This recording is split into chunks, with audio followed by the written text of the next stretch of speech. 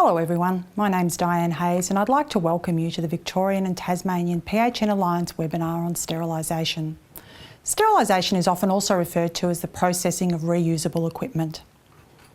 We acknowledge the Aboriginal and Torres Strait Islander people as the traditional owners of the lands. We wish to pay our respects to their elders past, present and emerging and acknowledge the important role Aboriginal and Torres Strait Islander people continue to play within our community. This webinar has been developed by Eastern Melbourne PHN on behalf of the Victorian and Tasmanian PHN Alliance, which is a collective platform for the 7 PHNs in Victoria and Tasmania. The webinar was made possible with funding support from the Australian Government Department of Health. The Commonwealth of Australia, Eastern Melbourne PHN and the participating Victorian and Tasmanian PHNs do not accept any legal responsibility for any injury, loss or damage suffered as a result of the use, reliance upon or interpretation of the information contained in this webinar. This webinar is to be used as a guide only and practices should read and refer to the RACGP's Infection Prevention and Control Standards 5th edition and the RACGP Standards for General Practice 5th edition.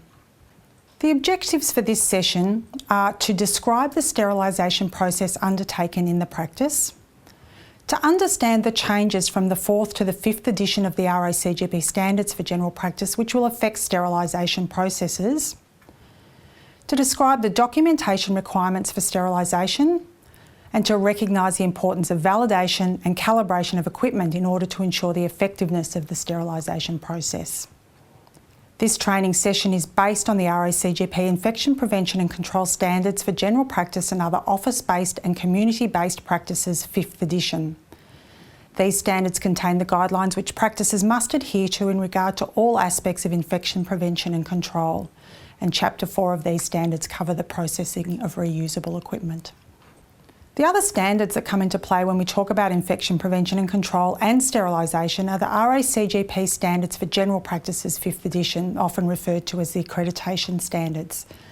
We will refer to some of the relevant criteria which are contained in GP Standard 4, Reducing the Risk of Infection. Copies of both standards can be downloaded from the RACGP website and all practices should have access to these publications and refer to them when necessary. So what do we mean by sterilisation? Sterilisation is referred to in the RACGP Infection Prevention and Control Standards as processing of reusable equipment. The RACGP guidelines refer to instruments and equipment as reusable medical devices. For convenience in this webinar, we'll be using either the term instrument or equipment. Sterilisation is more than simply putting loads through a steriliser. It's a process that begins with prior cleaning of reusable medical instruments and equipment and continues through to cycle monitoring and storage ready for reuse. Sterilisation is considered one of the standard precautions. Standard precautions are work practices that are used consistently to achieve a basic level of infection prevention and control. They help prevent staff working in healthcare environments from infection and help prevent infections being transmitted to patients. Standard precautions are used when staff are likely to be in contact with blood or other bodily fluids, secretions or excretions, with the exception of sweat, if you're in contact with non-intact skin or mucous membranes.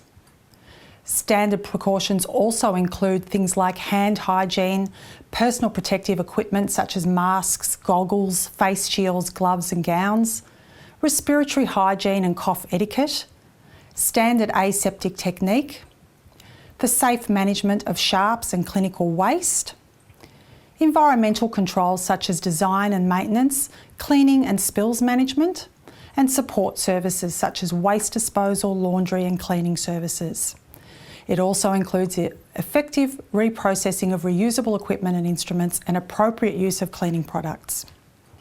The RACGP Standards for General Practice 5th edition or accreditation standards refer to sterilisation in Standard 4, criterion GP 4.1. The first indicator under this criterion states that our practice has at least one clinical team member who has primary responsibility for coordinating prevention and control of infection, coordinating the provision of an adequate range of sterile equipment, either reprocessed or disposable, where relevant, having procedures for reprocessing or sterilising instruments on-site or off-site, and ensuring there is documented evidence that this reprocessing is monitored and has been validated. They're also responsible for the safe storage and stock rotation of sterile products and waste management. The practice must develop policies, procedures and tools such as checklists so that adequate steps are taken during the complete sterilisation process. The infection control policy must contain procedures for reprocessing instruments on-site or off-site, ensuring there is documented evidence that reprocessing is monitored and has been validated. We'll speak more about these parts of the process in more detail later. One important change to note between the 4th and 5th edition standards is the reference to the team member who has primary responsibility for infection control.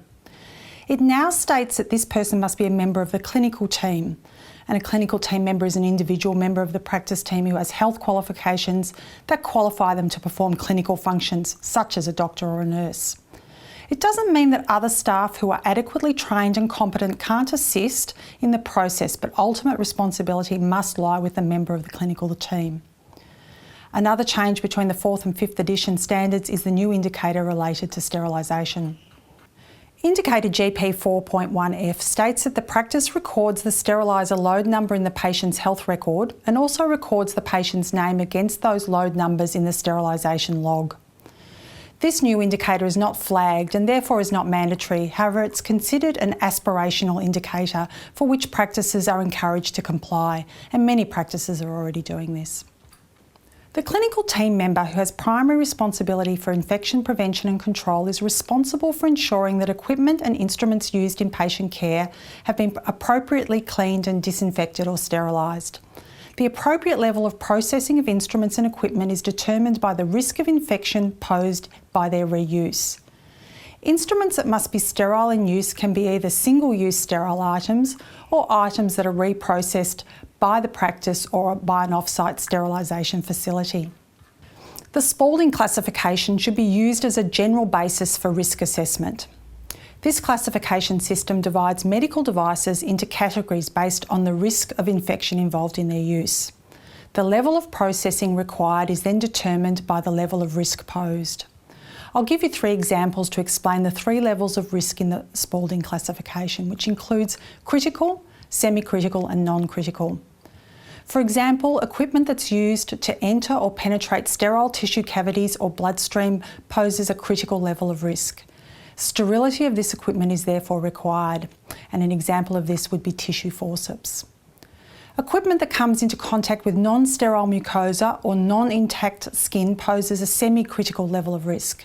Sterilisation is preferred where possible in this situation, and if this is not possible, high-level chemical disinfectant is required, and an example of this would be a laryngoscope.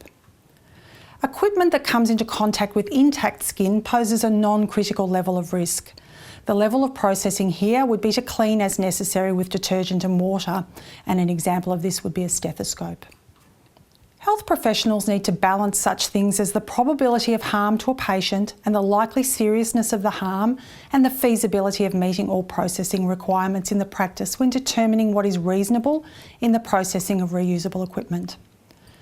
At all times, you'll need to follow any manufacturer's instructions in relation to how various instruments are to be treated when reprocessing.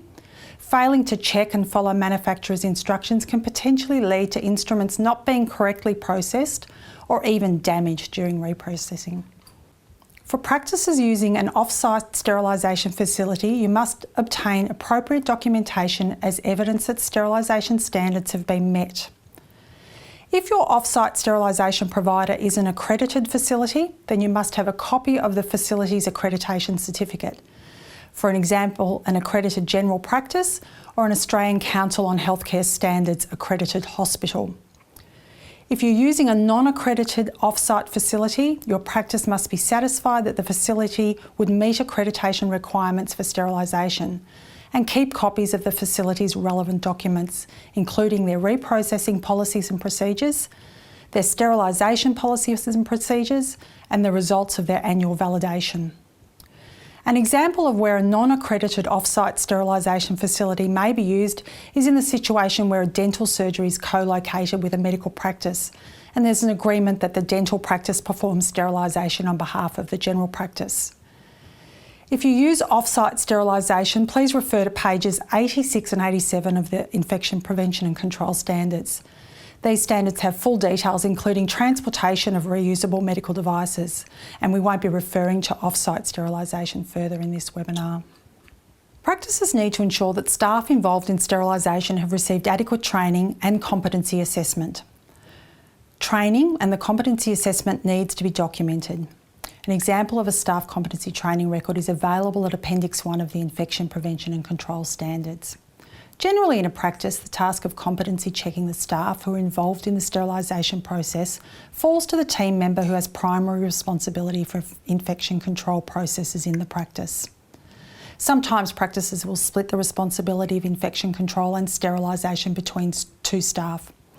This is fine as long as everyone understands who the go-to person in your practice is for any issues that arise in either of these areas, and the responsible people are clinical team members. The various aspects of the sterilisation process that require staff training and periodic competency checking will be covered in today's session. Practices must have a designated area for processing all equipment for reuse. Workflow needs to be systematic and move from dirty to clean. This will ensure that dirty instruments do not come into contact with clean instruments. Dirty and clean areas need to be clearly designated, identified and labelled to avoid any confusion. Bench tops should be cleaned and dried between use. If space is restricted, an area can be made temporarily clean by placing a sheet of disposable plastic back paper like a bluey or a suitably labelled tray or container in the area. The reprocessing area needs to have two sinks. One sink needs to be a dirty sink designated for washing and one a clean or a cleaner sink for rinsing washed reusable equipment. However, if separate sinks are not available for washing and rinsing, then a clearly labelled, suitably sized container or tub may be used as the dirty sink. Hand hygiene should be performed when moving from dirty to clean areas, after handling soiled equipment, and before handling or packaging clean equipment. Utility or heavy-duty gloves should be worn at all times when handling contaminated equipment. There is a suggested processing area design and layout on page 50 of the Infection Prevention and Control Standards. The steps involved in reprocessing equipment involve the following: daily cleaning procedures, as in keeping the reprocessing area clean; preliminary cleaning, generally the soaking or rinsing of instruments straight after use but before the actual cleaning; the instrument cleaning; the sterile barrier system, or what we'd sometimes refer to as packaging or bagging; the loading of the steriliser; the documenting of the cycle, and I'll cover all these processes in more detail. It's important to ensure that the area designated for reprocessing equipment is kept clean and is organised and prepared prior to instruments being used. If you use a holding container to soak dirty instruments prior to cleaning, ensure that it's prepared in advance using tepid water and the correct amount of detergent. Consider how you're going to clean surfaces like sinks and benches whilst processing instruments. Detergent wipes are useful for cleaning and are disposable. There are many brands of suitable detergent wipes in varying sizes available for practices. These should be conveniently placed to increase the timely cleaning of surfaces by staff. These eliminate the need to prepare daily solutions, and some examples include Speedy Clean wipes or Tuffy wipes. If spray bottles are used to clean sinks, dressing trolleys or beds, etc., they must be made up fresh daily. And then the bottles should be emptied, washed, rinsed and dried at the end of each day.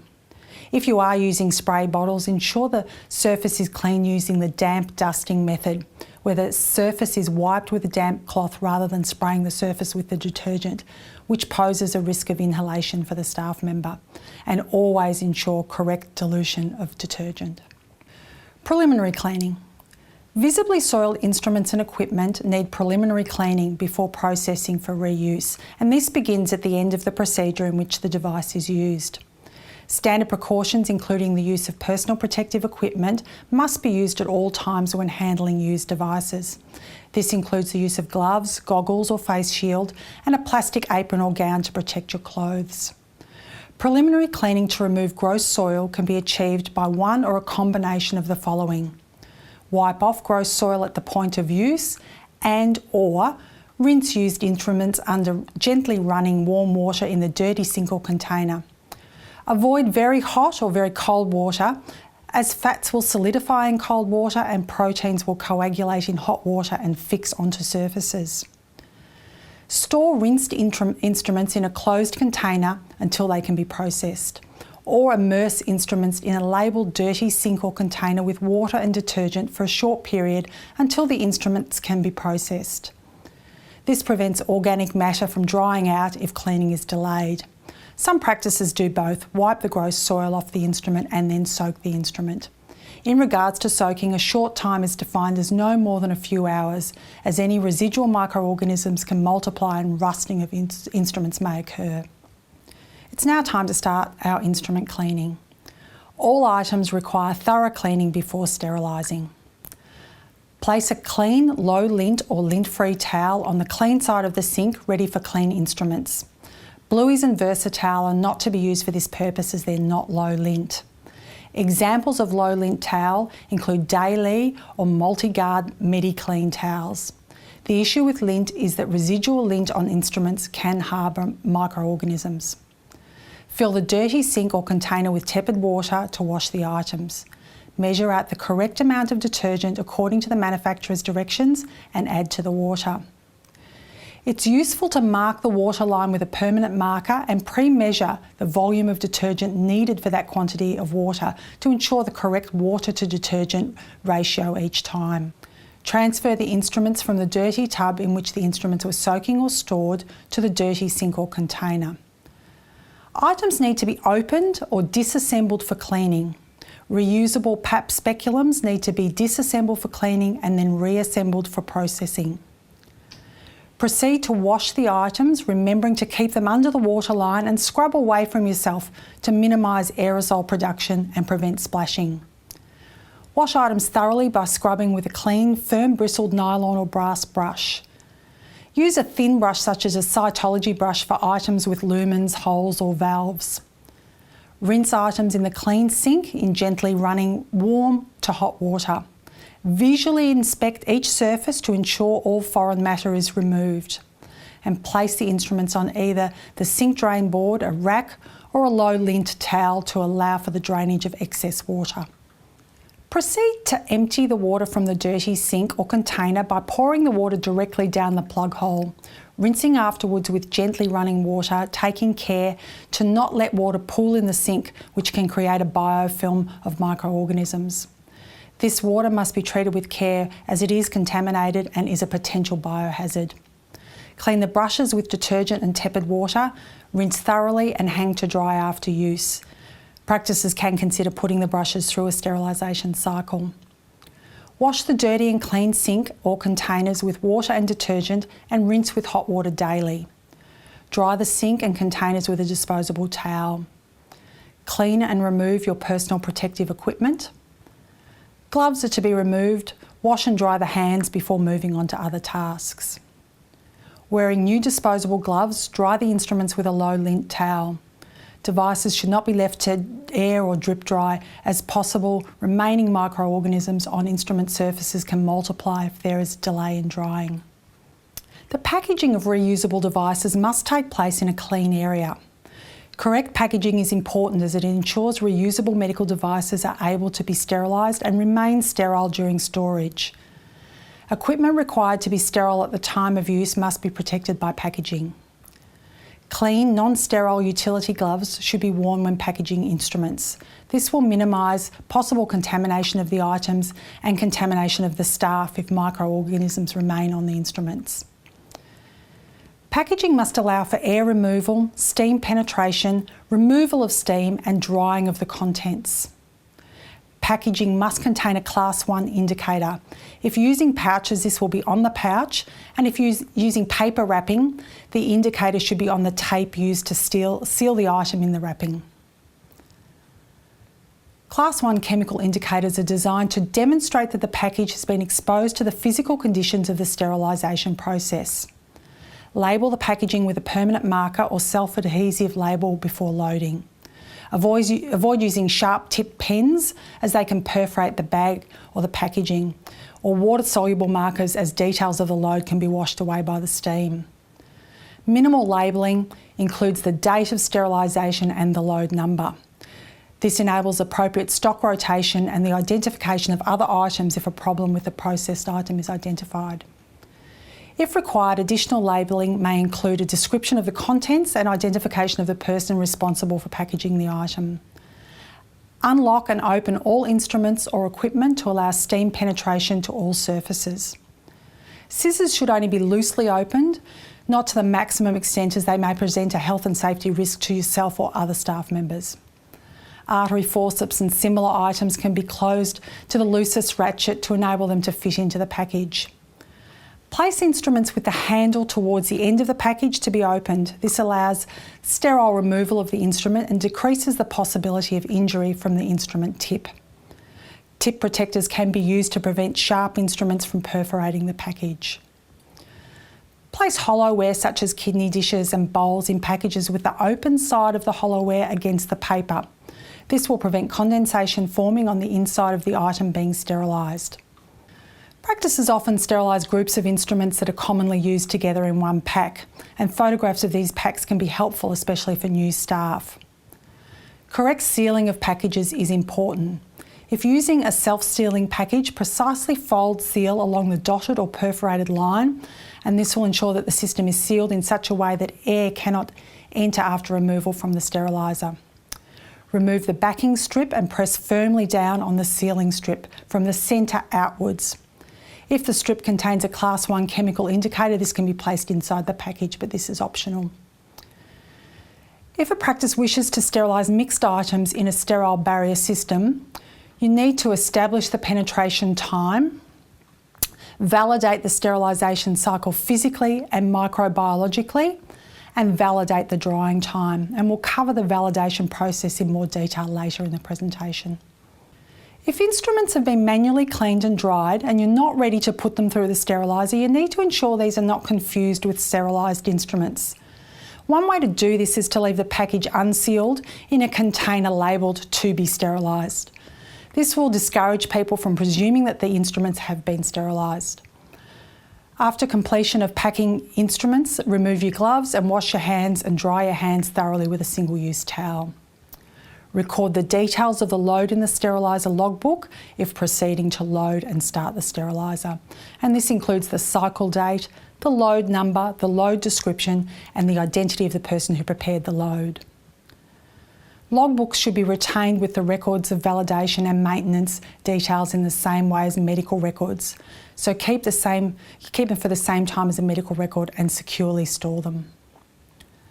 Practices can either develop their own logbooks, or an example of one is available in the Infection Prevention and Control Standards Appendix 10. Loading the steriliser. As there are a wide range of sterilisers in use in practices, it's important to always follow the loading instructions provided by the manufacturer. General principles of loading a steriliser include the following. Place the items in the load separator on the tray, and this will ensure adequate space for steam penetration of each package. If the package is a laminate pouch, alternate paper sides to laminate sides in the tray. Ensure that no items touch the wall of the steriliser. If loading a laminate pouch horizontally on a tray, position it with the paper side down to enable air removal and steam penetration. Hollowware items should be placed on their sides in a draining position. Ensure that you don't exceed the parameters of the validated challenge load and challenge pack. The time selected for sterilising a load is a critical factor in ensuring sterility of the load.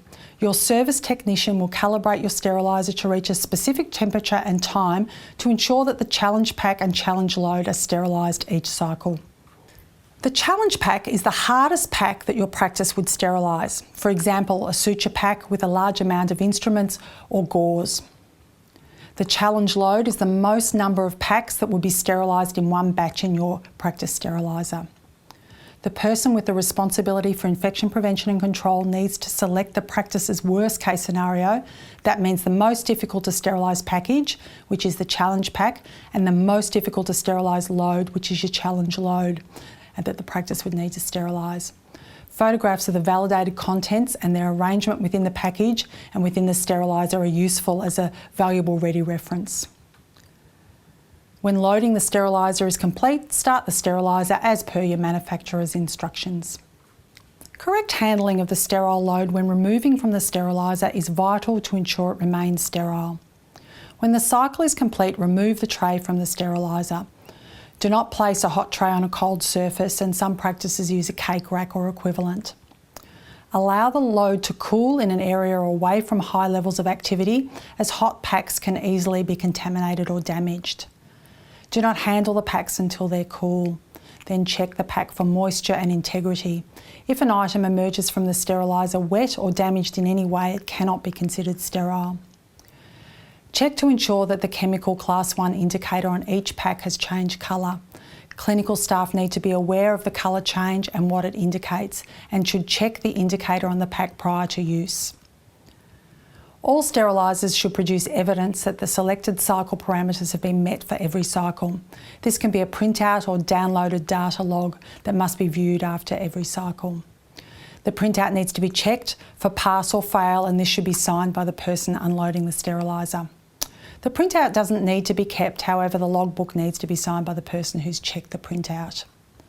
Sterilisers without a printer or a data logger are now obsolete and should not be used. All items in a failed load must be rejected, the fault identified and corrected, and the entire load reprocessed in a new sterile barrier system.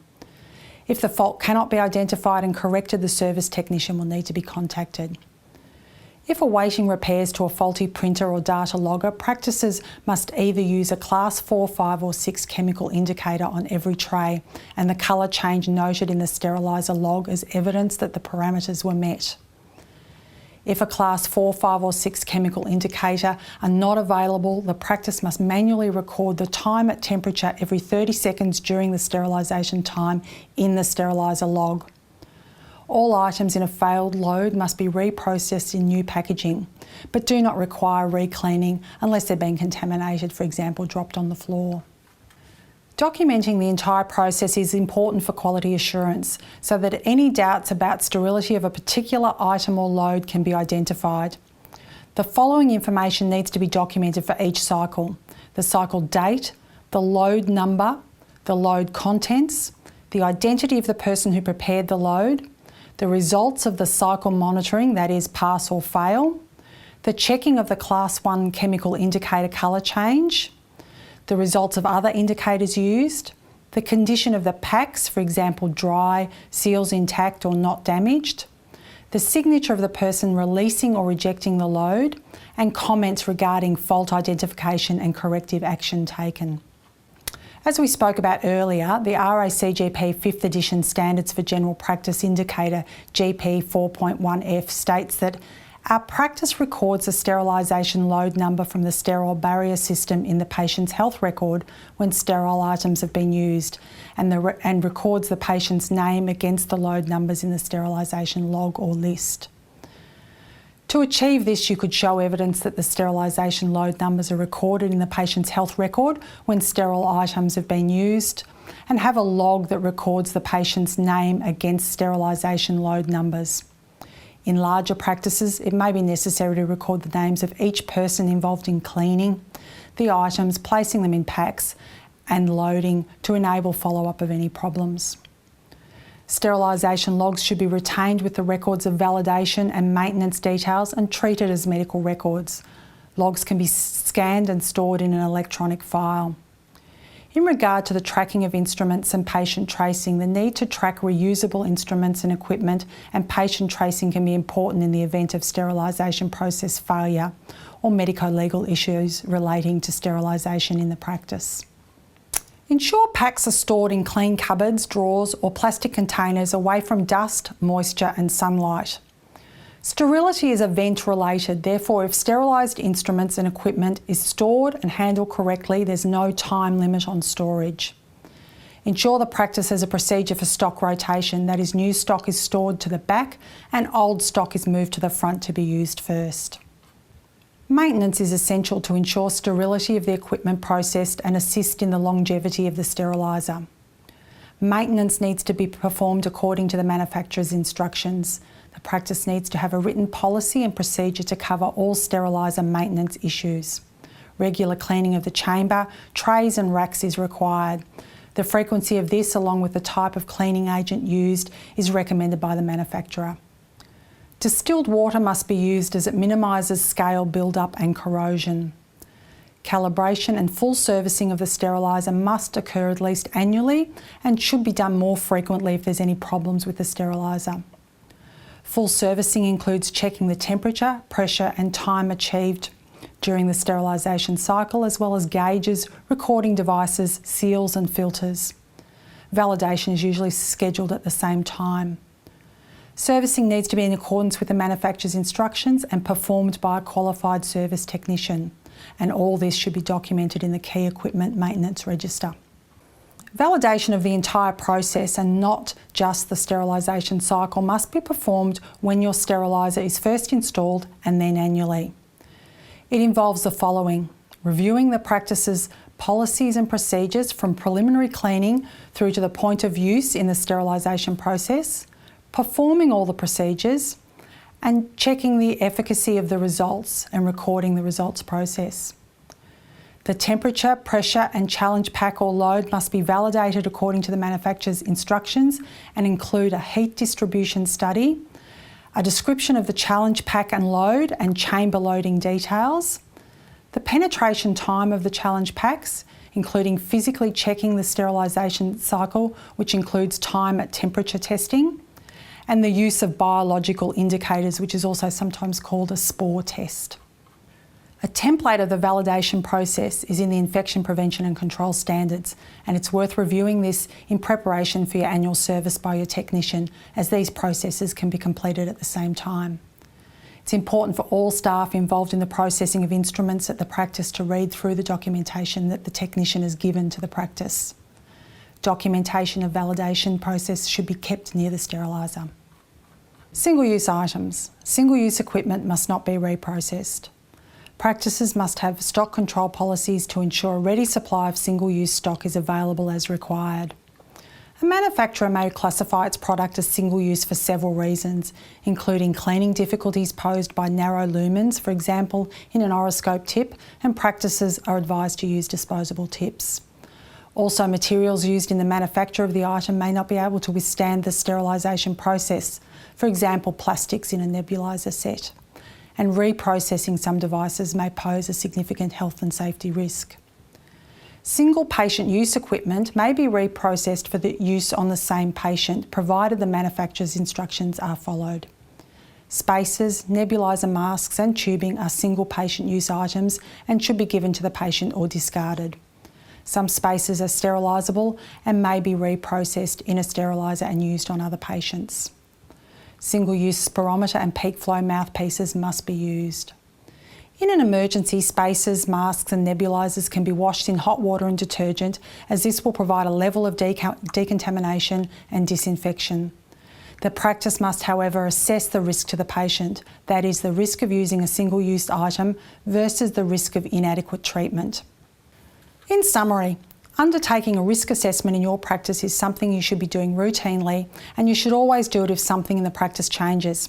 For an example, a GP starting to perform a procedure that hasn't been performed previously in the practice, what instruments are used and where do they fit in on the Spaulding Classification, and what is the appropriate level of reprocessing required prior to reuse. Does introduction of this procedure require you to change the challenge pack or load for the practice? Practices need to ensure that staff involved in sterilisation have received adequate training and completed a competency assessment. Both the training and the competency assessment needs to be documented. Remember, sterilisation is more than simply putting loads through a steriliser. It's a process that begins with prior cleaning of reusable medical instruments and equipment and continues through to cycle monitoring and storage ready for reuse. Validation of the entire process is crucial. This includes reviewing the practice's policies and procedures, ensuring that all steps of the sterilisation process are performed according to these policies and procedures, and ensuring the steriliser is calibrated, and this should be undertaken annually. Further information on sterilisation can be found in Chapter 4 in the RACGP Infection, Prevention and Control Standards and the RACGP Standards for General Practice 5th edition.